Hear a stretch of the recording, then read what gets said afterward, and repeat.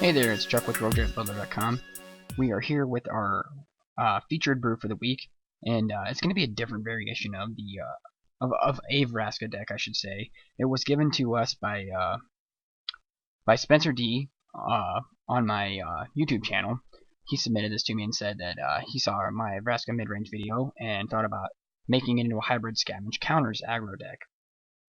The idea is that it can aggro out early and late game make big creatures either with Scavenging or Arbor of Colossus, while having the ability to get tokens from Vraska to be able to gain with Trample from Crown Ceratok and some counter manipulation with Bioshift if you ever have the chance to -7.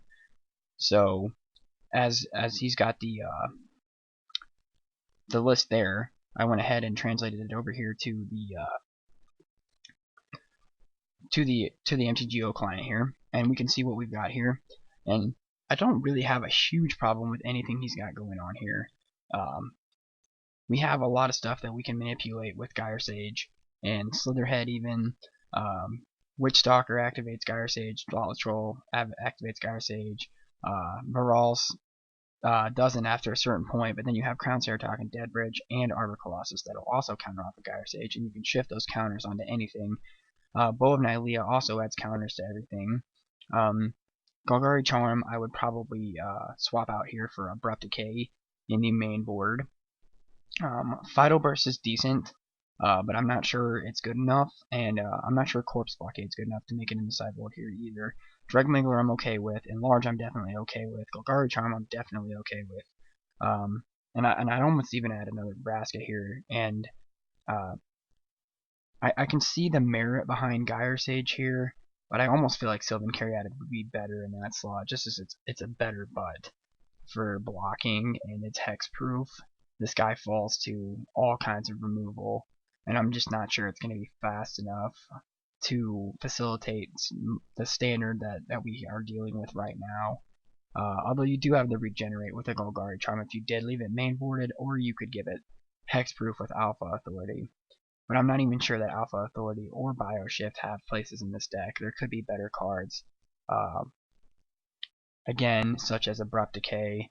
You could mainboard 4 Golgari Charms instead of the you could mainboard 4 Golgari Charms and ditch 2 Alpha Authorities here, and then ditch these Bioshifts for Abrupt Decays. I'm not really sure. But I do feel like Sylvan Caryatid does well in this deck. I do love Witchstalker because it's hexproof. You can shift a bunch of counters onto it, which may be a cause to leave Bioshift in here.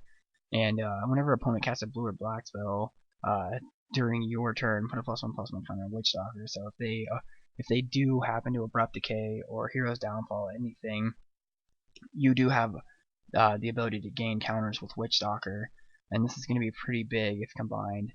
I almost feel like you'd want to throw in a bestow creature that could get you trample onto Witchstalker, although Varal's is fairly decent on his own, but I feel like instead of Varal's you might even want Jared in here instead of Varal's. So that would be a thing that you could look at too, but we'll see what Michael has to say about this deck as well. But I don't want to spend too much time going over it. I kind of want Michael to spend most of his video, his Deck Tech Doctor, going over what he thinks might be valuable assets for this deck. So I just want to give a kind of a quick introduction of where it came from. Again, it came from Spencer D. He follows my YouTube channel, and he submitted this deck as an idea after having seen my Vraska deck. So once again, we see the community coming together to. He saw the deck, loved it, and he just decided, hey, I'm going to make my own version of this, and I'm going to add these different things. So again, here's another product of brewers brewing off of each other.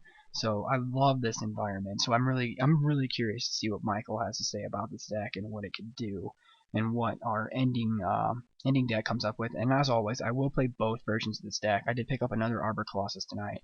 These Witchstalkers are only about $3 a piece, and I think everything else in this deck, for me to pick it up, is only going to be maybe $2 or $3 for all of it, so it's not going to be too expensive for me to branch off into this deck. And I have a lot of the stuff from the last deck if Michael wants to branch into that as well. So I'm very interested to see what he comes up with that. So again, would love to hear comments on what you guys think about this deck as well, and what could come in and what could go out as far as the community goes. And I'm glad we're doing this for our second featured series, and hopefully we can do good things with this deck. This is my first actual user submitted deck, so I'm really happy about this. I'd really love to see more submitted decks from the community. And as Michael said, people that follow his channel, and maybe you've branched out in a little bit more into the Rogue Deck Builder community, I'd love to hear stuff from you guys too. Don't be afraid to email me deck lists. I would love to check them out. So yeah, we're going to go ahead and pass this on to Michael, and then we will get on to the gameplay. Thank you very much for checking this out, and this has been Chuck again with RogueDeckBuilder.com.